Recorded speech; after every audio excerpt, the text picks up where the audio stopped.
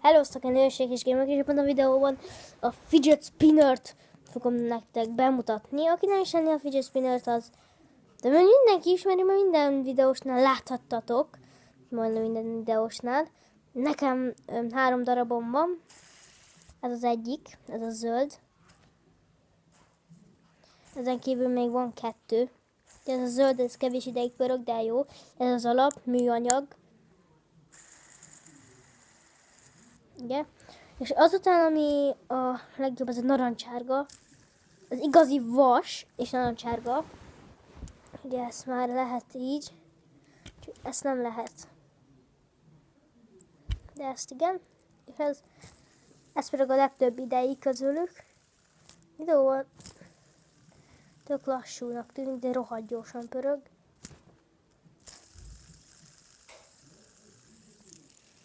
Ez így nagyon jó.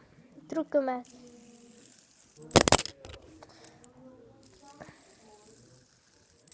Tehát töröm az összes. Egy ilyen pörgetés. Aztán jön a kedvencem. És az miért a kedvencem? Mert az egyik amúgy már ez lötyög.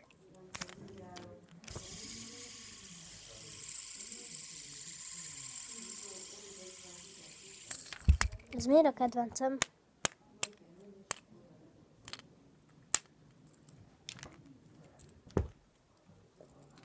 Látok?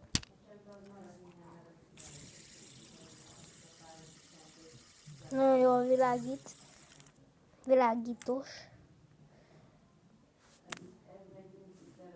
Világítós.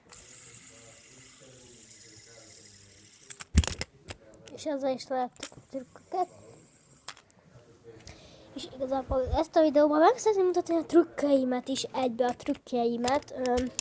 Az egyiket ezzel akarom bemutatni, hogy azt, hogy csak és ha megpörgetem, akkor így átrakom a másik kezembe, és mindig pörög, vagy átdobom, az meg nem sikerül, és közben ez bevillant. És közben ez bevillant. Egy kicsit feljebb kéne, hogy üljek, hogy ne lássátok az arcomat sehogy. Igen. És azután ezzel szeretném bemutatni.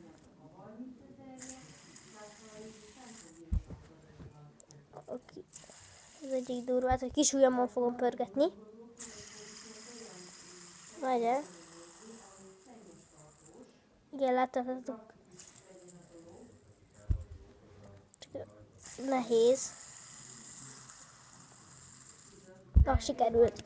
És ezzel szeretném mutatni az egyiket, és a másikat. Az ujjamon pörgetem. Bevillant.